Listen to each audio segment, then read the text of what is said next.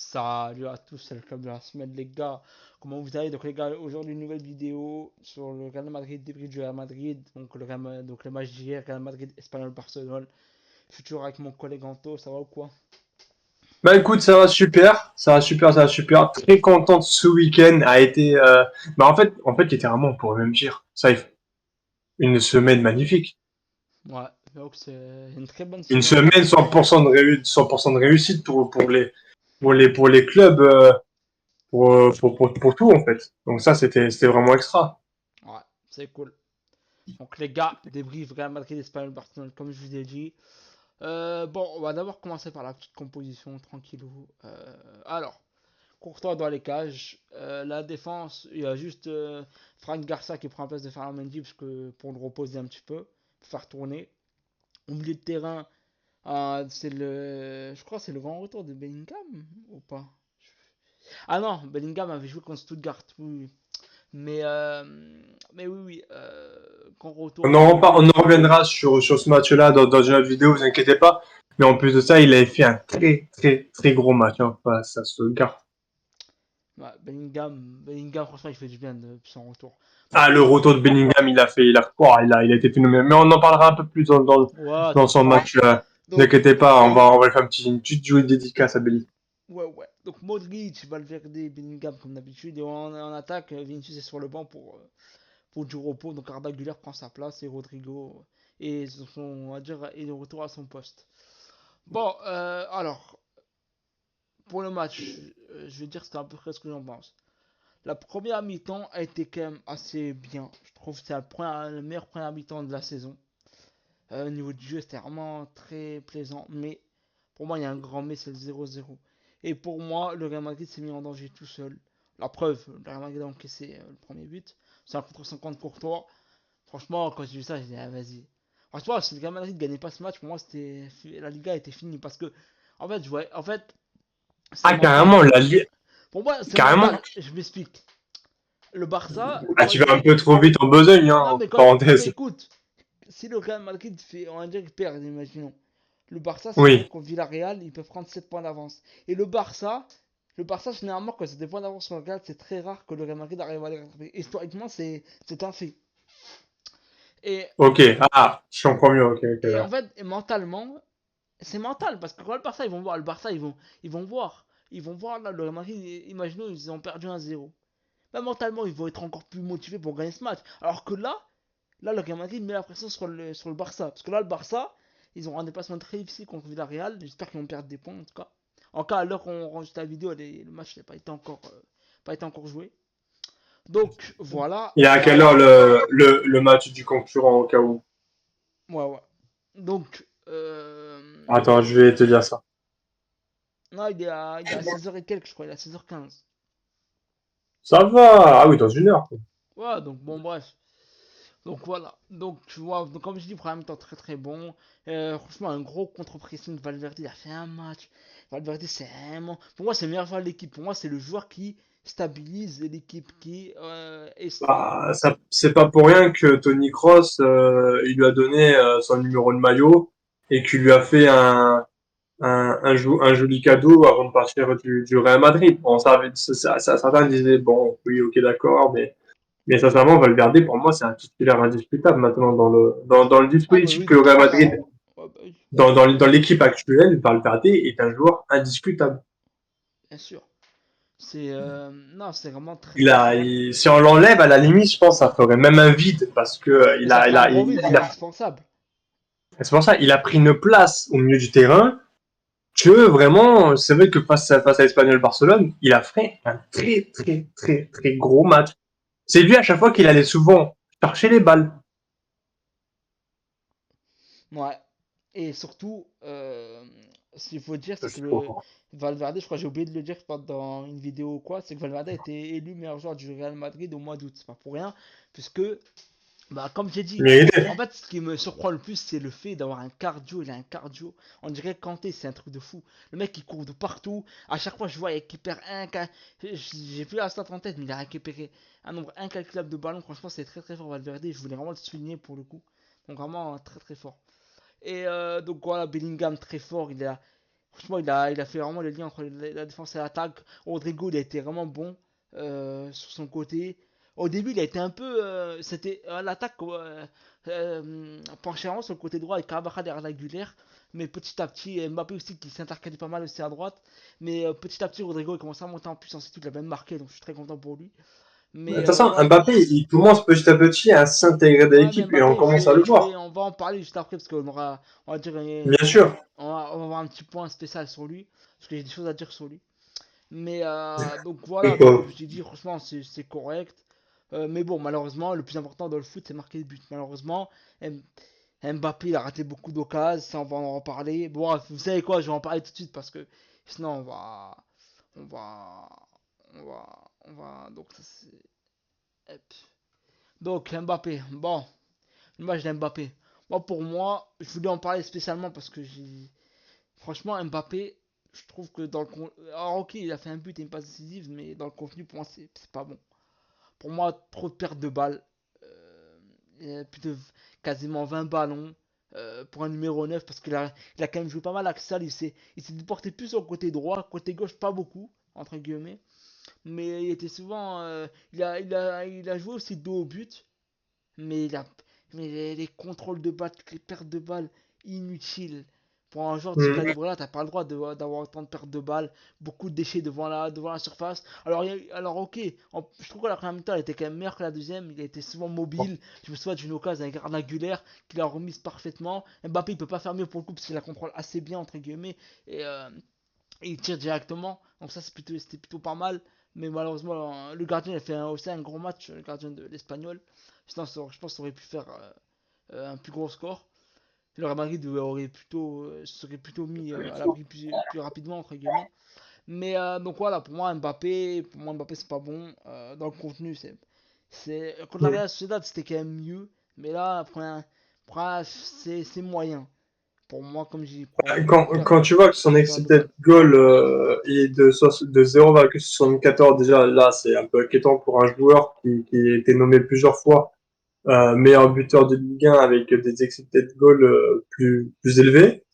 On peut constater aussi qu'il a été quand même passe clé. Il a fait une seule passe clé dans le match apparemment, de ce que je vois dans les stats. Et C'est en parce plus que de ça, il a la été passe D sur noté. Vini. Hein. Bah ouais, c'est la passe Non, D. la passe D, il en a zéro. Bah si, il a fait une passe D à La passe Vini. D, attends, elle est où? Ah si, oui, non, ouais, pardon, ouais, ouais, ouais, bon, il est un peu mal expliqué au niveau des stats que moi je laisse pour ça. Mais au niveau des, comment ça s'appelle? Après, ouais, en vrai, c'est les 39 touches de ballon, ok. Il a un 69% au niveau des passes. Pas très très. Après c'est pas non plus un milieu, on va pas non plus lui demander de faire ça. Ouais, non, je trouve que c'est peu. Dans l'ensemble, pour un joueur de son niveau, à la limite, ça serait un Arda Güler qui aurait des notes comme ça. On dirait ouais, bon, c'est Arda Güler, il joue pas non plus énormément de matchs avec le Real de Madrid. On comprendrait. Mais là, on parle quand même de Kylian Mbappé qui est normalement censé être un titulaire dans la globalité des matchs du Real Madrid. Donc pour l'instant, c'est vrai que ce match-là, c'est pas très très ouf en termes de stats. Quoi. Et également, je voulais rajouter un truc, c'est que. En plus, il a été noté à 6,2 de notes. Hein. Ouais, c'est pas. Mais je crois que ce screen-là, il est avant son but, donc je pense que sa note elle a dû augmenter. Est-ce Mais que ça ouais, serait pas le... c'est pour ça que c'est important également de regarder les matchs, parce que si tu regardes le bilan, Bah oui, forcément, si tu regardes que les stats, tu le- peux pas ouais, te voilà. dire que le joueur il est nul. Bah oui. Mais en vrai, non. Mais de toute façon, c'est ce que disait Benzema. Hein. Des fois, on s'attarde trop des fois sur le joueur qui a le ballon, mais pas non plus sur le jeu non Sans ballon sans qui est ballon encore plus quoi. important, parce que. Et sans- ben c'est ça, t'as entièrement raison, qui est même carrément la clé pour créer des occasions. C'est ce qu'on disait avec Giroud. On l'a tous critiqué quand il a fait, bon c'est vrai qu'il a fait quand même des immanquables de fou à cette époque-là quand Mbappé était en feu pour la Coupe du Monde. Mais Giroud, s'il faisait pas son fameux style de jeu sans ballon, je pense pas on aurait marqué autant de buts que ça. Donc Ouais, en donc soi, ouais, quand tu vois qu'au Real Madrid, en fait, je pense qu'Mbappé, ouais, il faut dire qu'il améliore son style de jeu, mais sans ballon.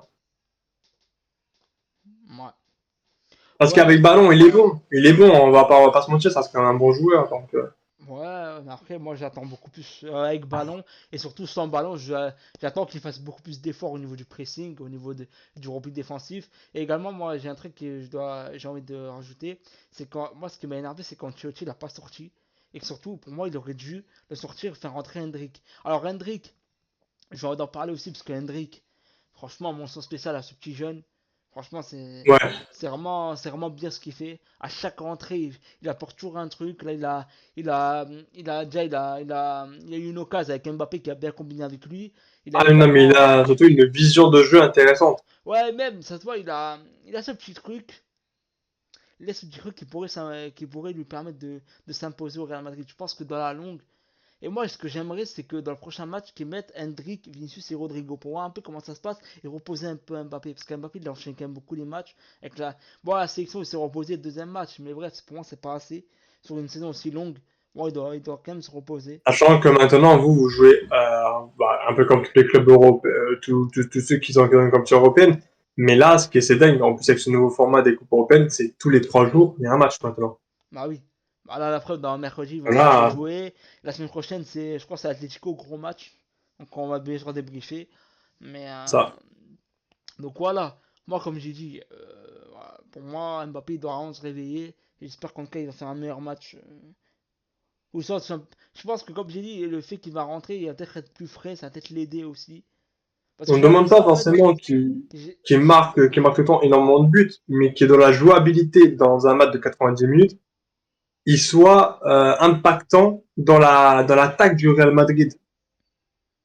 Je pense que c'est ça que tu essaies de d'essayer de voir en lui, je pense. Ouais, je veux que surtout qu'il se connecte beaucoup plus à ses partenaires. En première mi-temps, comme j'ai dit, je vais peut-être me répéter, hein, mais il a été un peu plus mobile, c'était mieux. Mais deuxième mi-temps, ouais, en fait, c'est à l'image du Real. La deuxième mi-temps, l'entrée de deuxième mi-temps était vraiment mauvaise. En fait, ils ont dû attendre que l'Espagnol Barcelone marque sur un hold-up. Clairement, c'est un hold-up. Sur une erreur de Courtois. Et après, bon, ils se sont réveillés, c'était quand même mieux. Mais bon, pour moi, j'attends beaucoup plus d'Mbappé. Et donc voilà, j'espère que ça va aller mieux. Et voilà. Oh, je suis bien d'accord avec toi. Bon, je pense que j'ai à peu près tout dit. Ah ouais, j'ai oublié aussi. Non, j'ai oublié de parler de Vini. Vini, il fait quand même une bonne entrée. Même si sur ses premières touches de balle, il fait quand même pas mal de pertes de balles. Mais bon, il fait quand même une passe D. Une magnifique extérieur du pied pour Rodrigo. Franchement, il est magnifique. Et le but sur une contre-attaque, sur une perte de balle. Modric qui la donne à Mbappé. Et Mbappé intelligemment qui attend que Vinicius part en profondeur pour la donner. Finition pied gauche, magnifique. Et voilà, donc rentrée de Vinicius, ça lui a fait. C'est cool. Premier but dans le jeu pour Vinicius, donc ça fait plaisir. Donc Mais quand il va, non, mais on verra quand il y aura un match comme un petit Real Barça, un Real ouais, Atlético ce Madrid. sera ça, ce sera ça le jugement, hein. On va voir, hein. Parce que là, on va voir comment les joueurs vont se comporter en attaque. Ouais, dans les grands matchs, ça va être ça ça va être ça où on va voir si le Real Madrid pourra. Parce que là, le Real Madrid est toujours en retard sur le Barça, en espérant qu'il perde des points. Mais bon, en plus, la semaine prochaine, on aura Real Atlético, donc ça va être compliqué. Donc on verra en tout cas. Et voilà, donc bon, je pense qu'on a fait le tour de ce match. Donc dites-nous les gars en commentaire vos avis sur le match, vos top et flop.